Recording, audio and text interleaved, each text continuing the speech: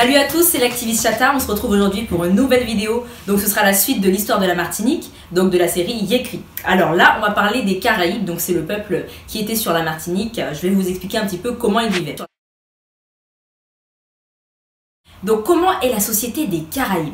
Alors ce sont des gens qui vivent dans l'égalité. Ce sont des gens qui vivent dans la communauté et dans la solidarité. Il n'y a pas de chef en fait. Il y a des chefs que en temps de guerre, parce que là il y a besoin d'un minimum d'organisation. Comment ça se passe? Les femmes s'occupent de faire le repas, les hommes font la pêche et la chasse. Ils font également de la poterie, un petit peu comme les Arawaks. Donc les Caraïbes étaient très intelligents. Ce qu'ils faisaient, c'est qu'ils installaient leurs maisons, leurs cabanes au bord de mer, et ils installaient plutôt leurs jardins et donc toutes leurs plantations au niveau plus haut en fait. Les femmes allaient chercher le manioc elles-mêmes, donc elles faisaient la route, elles revenaient et puis elles s'occupaient de faire à manger. Donc c'est vraiment des tâches très difficiles. Les femmes étaient très courageuses à cette époque-là, hein, vraiment. Et puis elles le sont toujours, hein, on le sait, on est les boss.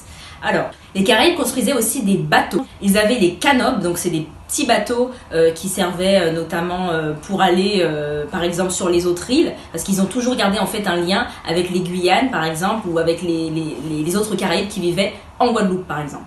Il y avait aussi les koalas, donc c'est des bateaux encore plus petits, là c'est vraiment pour des toutes petites traversées. Au niveau des repas, comment ça se passait? Les hommes et les femmes mangent séparément, assez étonnant. Ils se lavaient tous les matins, donc je trouve ça intéressant. Vous voyez comment ils étaient propres déjà dès cette époque-là. Ils se lavaient tous les matins, ils allaient à la mer et puis ils se lavaient, donc voilà. Ils font le feu comme à Koh Lanta, vous voyez, ils font la petite technique comme ça avec les bouts de bois. Donc ça je trouve ça marrant parce que quand l'auteur il explique, bah, ça m'a vraiment fait penser à Koh Lanta. Donc pour visualiser, c'est ça. Ils construisent aussi des hamacs. Un autre truc que j'ai trouvé hyper intéressant, c'est que les femmes prenaient vraiment soin des maris. C'était incroyable. Je vais vous lire un passage. Alors Mathias Dupuis note, elles peignent leur mari 3 fois par jour, elles les rougissent de ce roucou, elles filent du coton tant le jour que la nuit, elles cultivent leur jardin, et si on a dessein de faire la débauche, les femmes préparent le wikou. Donc le wikou c'est une boisson en fait qu'ils buvaient. Vous voyez, c'est intéressant, elles les peignent 3 fois par jour. En gros, elles leur faisaient les contours et tout. Non, je rigole, c'était pas ça, mais... Les Caraïbes, c'est un peuple qui aime la fête. Il y a un côté très rituel en fait dans leur danse. D'ailleurs, ils appellent le diable Mabouya et du coup, ça a un lien avec ça. Donc, ils dansent pour échapper au diable. Donc, c'est très rituel. Ils dansent à tout événement de leur vie, hein, que ce soit accouchement ou autre, naissance, mariage. Ils dansent, ils dansent, ils dansent.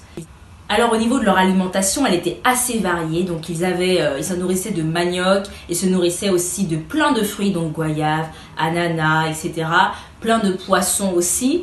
Et ils aiment beaucoup la canne à sucre, beaucoup le manioc et ils aimaient bien mélanger les deux. Donc ils faisaient des boissons avec ça. Il y a notamment le wikou, donc c'est un mélange de manioc. Et ils faisaient aussi une sorte de vin avec du jus d'ananas et du jus de canne. Ils pratiquaient la polygamie. Yes, la polygamie, oui. Mais bon, c'était pas étonnant, hein, à cette époque-là, plein de différents peuples sur le monde pratiquaient la polygamie. Au niveau de leur langue, on constate quelque chose de très intéressant, c'est que les hommes et les femmes ne parlent pas exactement la même langue. Et pareil, les jeunes et les vieux n'ont pas exactement le même langage. Même si dans la globalité, ça reste dans le même groupe linguistique. D'ailleurs, c'est le même groupe linguistique que celui des Arawaks. On verra aussi qu'après l'arrivée des Européens, ils vont rajouter des mots, des notions et des concepts issus de la langue des Européens. Donc c'est pour ça que ça fait une langue assez riche au final. Les femmes, c'était des êtres incroyables. Après avoir accouché, 2 jours après, elles reprenaient le taf, elles continuaient à faire leur truc, chercher du manioc en haut de la montagne et tout. Mais ce qui est super drôle, c'est que les hommes, une fois que leur femme a accouché, eh ben, ils devaient rester 1 mois au lit à boire du jus et de la cassave. J'ai trouvé ça, quand j'ai vu ça, j'ai rigolé parce que je me suis dit, attends. C'est les femmes qui ont fait tout le taf et au final, c'est eux qui restent 1 mois dans le lit. Non, mais vraiment, c'est excellent. En fait, aujourd'hui, je pense qu'il faudrait faire la même chose, mais pour les femmes, tu vois. Genre, nous, on se repose pendant 1 mois, on boit du jus, on est bien, les hommes prennent soin de nous. Mais là, c'était les hommes. Je trouve ça incroyable. Au niveau de la guerre, donc les Caraïbes c'est un peuple de guerriers, ils sont connus pour ça. Les Européens se prévenaient même entre eux. Attention, si vous allez à Madinina, vous verrez, les hommes là-bas sont des guerriers, les femmes là-bas sont des guerrières. Alors dès le plus jeune âge, on incitait les petits garçons à construire des armes, donc c'était des arcs, des flèches, des massues. C'est un peuple qui est très intelligent parce qu'avant d'aller dans le village voisin, ils envoyaient des éclaireurs pour repérer les lieux. Ils consultaient aussi les boyers, donc qui sont de sortes de sages, de grands sages, voilà, pour savoir un petit peu quelle stratégie avoir, est-ce qu'on a des chances de gagner. Il y avait un côté très spirituel dans la guerre, il y avait beaucoup de rituels. Par exemple, ils vont se peindre le visage, ils vont mettre des traces noires. Donc c'est très intéressant de voir à quel point ils sont sérieux et investis dans ça. Ce qu'ils faisaient aussi, c'est qu'ils constituaient de sortes de petites statuettes, de petites idoles qui représentaient en fait les dieux de leurs ennemis. Donc leurs ennemis, c'est les Arawaks. Les Caraïbes étaient des cannibales, donc ils mangeaient leurs ennemis une fois qu'ils avaient gagné la guerre. Ils en gardaient certains qu'ils gardaient prisonniers en fait pour les engrosser un peu et les manger plus tard. Mais ils ne mangeaient pas les femmes et ils ne mangeaient pas non plus le pénis des gens qu'ils mangeaient puisqu'ils les jetaient à la mer. Alors, à ce propos, par rapport au cannibalisme, donc il faut faire attention. Ça ne veut pas forcément dire que ce sont des sauvages ou autres. À cette époque-là, dans plein de peuples du monde entier, il y avait du cannibalisme. Donc c'est pas quelque chose de choquant. Et je voudrais citer Montaigne qui dans ses essais disait « Je n'ai point cette erreur commune de juger l'autre selon ce que je suis ». Et c'est très vrai ça, parce que en fait c'est pas parce que nous aujourd'hui, voilà, en 2019 on trouve ça inconcevable et horrible et inhumain de manger des hommes qu'à l'époque c'était le cas en fait. Eux c'était leur tradition, il n'y avait rien de mal à ça.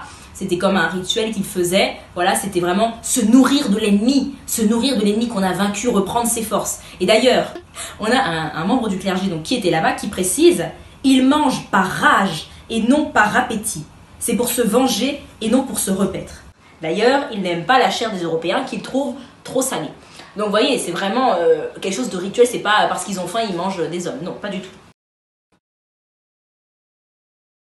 Toujours dans cette idée de spiritualité, pour eux, à la mort d'un des leurs, la sépulture est obligatoire. Donc ça fait un petit peu penser à Antigone, si vous connaissez le mythe d'Antigone. Vraiment, il faut absolument que le mort soit lavé, mis en avant. On l'enterre en fait avec ses coquillages, ses colliers, etc. On le lave, on lui met de l'huile sur lui, on le met en position fétale. Donc c'est tout un rituel. Les Caraïbes, donc quant à leur spiritualité, il semble qu'il y ait de l'animisme chez eux. Ils croient qu'ils ont 3 âmes, à la tête, au bras et au cœur.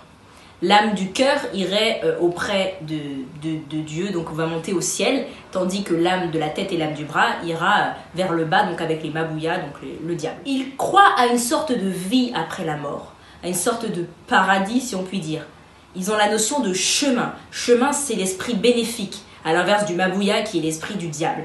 Et pour eux, chacun a son chemin. Alors, après l'arrivée des Européens, donc les Caraïbes vont voir l'esclavage un petit peu, ils vont voir les Européens mettre en esclavage des Africains.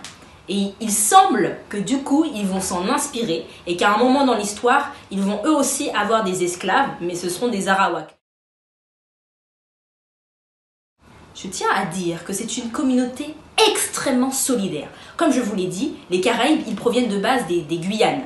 Ils sont venus ensuite sur les îles des Petites Antilles, mais ils restent quand même liés aux Caraïbes qui sont restés sur les Guyanes et aux Caraïbes qui sont dans les autres îles. C'est pour ça qu'ils vont avec leurs petits bateaux, voilà, ils font des échanges et c'est une communauté vraiment solidaire. Et ça, je trouve ça super intéressant, je vais vous lire un petit passage. Souvent, on verra dans l'histoire de la région, au XVIIe siècle, que les diverses nations européennes ont essayé de les utiliser dans leurs querelles les uns contre les autres, mais sans succès. Par contre, toute offense faite à ceux d'une île appelait généralement la riposte de leurs frères des autres îles.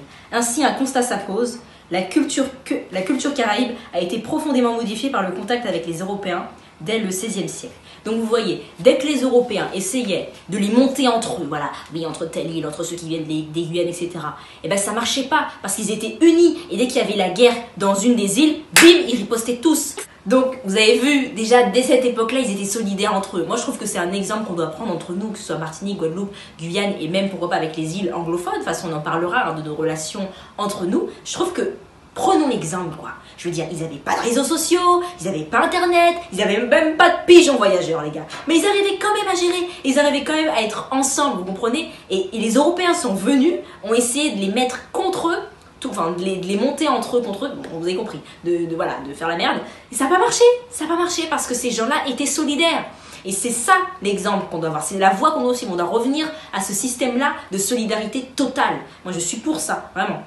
Donc voilà, alors j'espère que vous avez apprécié cette vidéo sur la société des Caraïbes. Donc c'était un peuple très intéressant, vous avez vu. S'il y a 3 choses à retenir, c'est que c'est un peuple guerrier, un peuple très spirituel et un peuple très solidaire. Je pense que c'est vraiment exemplaire. Bon, je dis pas qu'on doit se manger entre nous, hein, faut pas être cannibale comme eux non plus. Mais le côté solidaire, le côté voilà guerrier entre nous, bah, je trouve que c'est très bien et il faut qu'on en prenne de la graine. Donc voilà, je vous laisse avec la suite, ce sera le jeu de la chatatisance comme d'habitude.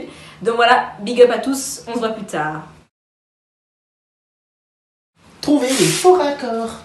C'est retombé.